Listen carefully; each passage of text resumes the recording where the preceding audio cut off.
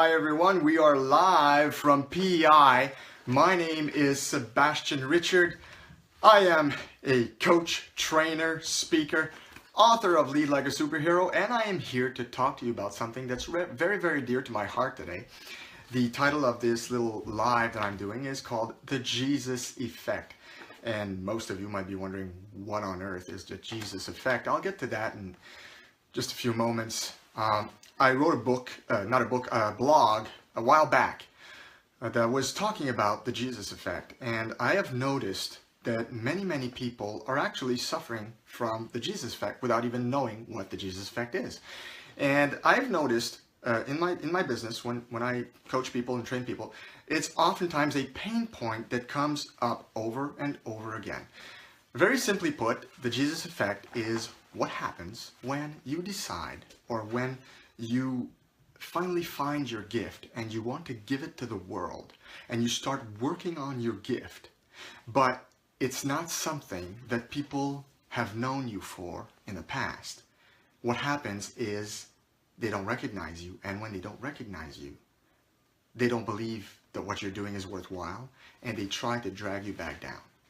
So that's the crux of it. That's what the Jesus Effect is. But I want you to understand it to even an even higher degree, and that's why I'm going to talk to you today. I'm going to actually read passages of Scripture that are very not known, I should say, that they're not well known by most people, in which Jesus, when he started his ministry, actually suffered from that very thing. Okay, so that's why I coined it the Jesus Effect. So most of us are familiar with the life and teachings of Jesus. We're familiar where he was actually preaching to huge crowds of 3,000, 5,000 people, and the miracles he did with the bread and the fish, and there were tons of people there. But we're not familiar with the rejection, the early rejection in Jesus's ministry from the people who knew him the best. The people he grew up with, his family, his peers, people from Nazareth. So this is what I'm going to be talking about today, and I hope it's really going to encourage you, because once you discover your gift and you decide that you're going to roll with it, oftentimes it's not what you've always been doing, because most of us need time to discover our gifts. Some of us are lucky. Some of us discover our gifts when we're 16 or 18, and we never stray from it, and we go straight ahead, full steam ahead for the rest of our lives doing just that. And those people are very, very blessed. But that's not the case with most people, I've noticed. Most people discover their gifts later in life. They've done a job or jobs before they actually discover what they're really passionate about, what they're really good at, and what can really change the lives of people, okay? Because your gift, when you discover it, can actually impact the lives of other people. That's what you were pretty much born to do, right? And most people take time to discover that. So I'm going to read to you a passage from Matthew chapter 13. Listen to this, okay? Very interesting passage. When he had come to his own country, he taught, that's speaking of Jesus, he taught them in their synagogue. Synagogues were the churches of the day. So that they were astonished, because remember, he was in his own country. So the people, when he taught them, they said, "Where did this man get this wisdom and these mighty works? Is this not the carpenter's son?" So you already see a trend, right? Jesus grew up as the carpenter's son. He was trained under Joseph in the family business, which was carpentry. So they recognized him as the carpenter's son. It's like, how did he get to teach stuff like that? That was completely out of what they had known of him, out of character, basically, or what they thought was out of character. It was just fulfilling his purpose, but that's not what they saw.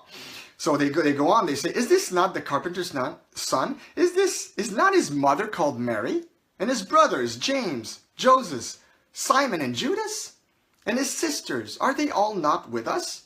When did this man get all of these things?" So what happened, it says here, so they were offended at him. But Jesus said to them, very interesting, and we use that often today, it's a sentence that we often use, "A prophet is not without honor except in his own country and his own house." Now he did not do many mighty works there because of their unbelief. So when Jesus was actually in Nazareth, in his home country, in his surrounding where he had grown up, the people just wouldn't believe him. They was just, "Who is this dude? That's the carpenter's son. What does he know?" I mean, we saw him grow, we've seen him grow up. We know his sisters, we know his mom, we know his dad. Who in the world does he think he is? So that's oftentimes the reaction that you're going to get from friends and family once you embrace your bliss. Once you find the reason you are born in this generation. Once you find the gift that you're supposed to cultivate, your talent or gift or calling, and you go full steam ahead, most people will be flabbergasted. They won't recognize you. They'll be like, what's happened? What's happened to Sebastien? Why is he starting this online stuff? Why did he write a book? I mean, wasn't he a postal worker for the last 15 years? We've known him. He was a postal worker. But the truth is, most people, when they start this, they weren't a postal worker, or they weren't necessarily doing what they were called to do. They weren't doing what their heart was telling them they were supposed to do.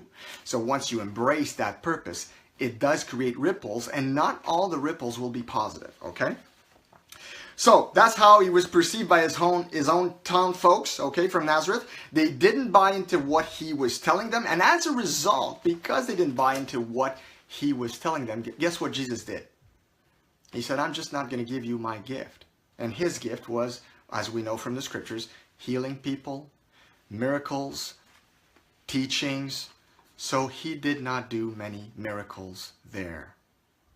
Okay, so that's what happens. Obviously, when you want to give your gift to the world, you're going to go to those who want that gift.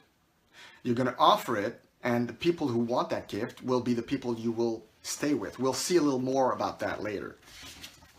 In another passage, we also read of how Jesus' own family perceived him. So that's something most people don't talk about. That's something we don't often hear on Sunday mornings. We think that even when we look at the movies on TV of Jesus, whether it's the Passion of the Christ or any movie about Jesus, we always see Jesus very close to his mother, very close to the people who he grew up with. But here's a very interesting passage in which Jesus is teaching. It says, then he went home, okay, and so basically it was in Nazareth, and the crowd gathered again. So there was a big crowd. So they came to hear him, so that they could not even eat. In other words, either it was A, too crowded, they couldn't even eat, or B, it was taking too long. His teaching was engaging them for a long time, so they didn't go back to their homes to eat. But it doesn't matter what the point is. The point is this, and it keeps going. That's in Mark chapter 3, by the way. And when his family heard it, they went out to seize him, for they were saying, he is out of his mind. Now that's a passage you're not going to hear much about. Why? Well, because that's not the picture we want to see of Jesus' family first off, and also Jesus, because we always think that Jesus' teachings were everybody flocked to hear him. Everybody flocked to see him, which wasn't the case. See, in the beginning, they thought he had lost his mind because this was a new thing. This is not what they had known of him. He was probably working the family business before. He started his ministry at 30. Remember, he started only at 30. So from 20 to 30, what did Jesus do? Well, he was building himself up. He was probably working his relationship with God, understanding his purpose, his mission. But he started that. He started implementing it at 30. So never forget that. Very interesting. So on top of having no credibility with people from his own town, from his own family, they wanted to seize him because they thought he had lost his mind. He had gone bonkers. So that, my friends, in a nutshell, is what the Jesus effect is. That's what I coined the Jesus effect. But it's also something that we've heard in the past. Shakespeare, for one, had another name for it. What he coined it as familiarity breeds contempt. In other words, those who know you best are those who will the least buy into what you're actually teaching. Why? Because, hey, I've known this guy or I've known this gal for so long, and she's been, I don't know, the baker or the seamstress or the construction worker or the fisherman, and then all of a sudden, what? He's an author or he's I don't know, a teacher. He's changing. He's going to be a teacher in university, or I don't know, he's a musician? What? You're kidding me? This guy used to be my baker, or this guy used to work in a warehouse. What's going on? You know, and they think that the person is going on some kind of wild trip or wild goose chase. And so basically, this whole time, the closest people to the person who's actually found his gift and wants to give it to the world will not buy into them. And I'm talking about real gifts here. I'm not talking about American Idol people going for auditions and who really, really suck. No, I'm talking about those who really, really have a gift and they are late in distributing it or giving it to the world. That's what I'm talking about, okay? Let's be clear here. I'm talking about real talents, real gifts, something real. So, Jesus didn't do many miracles. Jesus didn't give his gift to the people who didn't want it, who didn't believe it. It's going to be the same for anybody who tries something new, who believes with their whole heart that they have found their gift, that they want to go for it. The people who are going to buy your services and go for you will probably not be the people closest to you. That's just the way it is. And it was like that for Jesus. And if you study the biographies of all the great men and women in history, a lot of them went through pretty much the same thing. So don't be alarmed by that. It's a normal thing. Don't get all worked up over it. Don't lose sleep over it. It's normal. Okay? That's how human beings are made. We are used to a certain familiarity of the people who we're surrounded by, and when they step out of that and they become something completely different, we just don't want them to do that. We want them to stay in what makes us feel secure. So we try to drag them back down. We do it. Everybody does it. It's not right. It's not right, but it's what human nature does.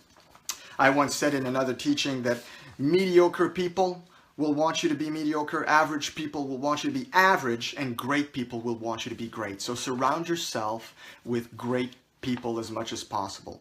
I was listening to a teaching by John Maxwell this week, very interesting. He said, the people who are not enthusiastic about your vision, when you share your vision to people and you're passionate about it and you know it was given to you by God, it's in your heart, it's powerful, it's like it's very vibrant, and you share it with other people and they're not enthusiastic. He said, separate yourself from those people. It's not an easy thing. It can be hard. Sometimes you're going to have to find new friends. Life will make it so that you will outgrow your friends. It's a natural process. If you're into personal growth, if you're growing on a daily basis, it's going to happen. It's going to happen with your family. It's going to happen with your friends. You will outgrow certain relationships. Do not be alarmed by that. It's a normal process. It's a passage we all go through, okay? It's a passage all the great men and women went through. So find the people who are going to not only want your gift, but who also have a gift and have found a way to share it with the world. Those are the great people. Those are the people who are going to want you to be great. Surround yourself with great people and they will encourage you to be great, okay? Thanks, Jim Neal. I appreciate that. I appreciate that very much. Thank you, Jim. So, become intentional about surrounding yourself with great people, and they will be more than willing to welcome your gift. They will appreciate it, and they will help you to step into it and grow into it. So in closing, I will ask you a simple question. Have you ever experienced the Jesus effect in your own life? If you haven't, maybe this means it is time you began your own journey into your own calling and purpose. Maybe it means you have been living an ordinary life devoid of dreams that will enable you to discover your greatness. Think about that. So if you haven't experienced the Jesus effect in your own life, I can easily conclude that maybe you're just alive, but not fully living. So you were put on earth with a seed of greatness within you, and that seed of greatness will only blossom once you find your gift and serve it to other people. Okay? That's how your seed of greatness will blossom. Until you do that, you will not, most likely, experience the Jesus effect in your own life. So when you do experience the Jesus effect, do not be alarmed. It's actually a good thing to rejoice over, because the greatest man in all history went through it, and the greatest men and women in all of history went through it as well. So I wish you God's blessing on this beautiful Friday, and I'm looking forward to seeing you guys tomorrow. Tomorrow I'll be doing another teaching. I'll be going live at 12:30 Eastern Standard Time for another Lead Like a Superhero teaching. I will be addressing servant leadership. I will be talking about Spider-Man. I will be talking about with great power comes great responsibility. So that will be the teaching tomorrow. Look, guys, have a great weekend if I don't see you again. And thanks for listening. And if this video has blessed you, hey, make sure you share it with others. Sharing is caring. All right? God bless. Bye.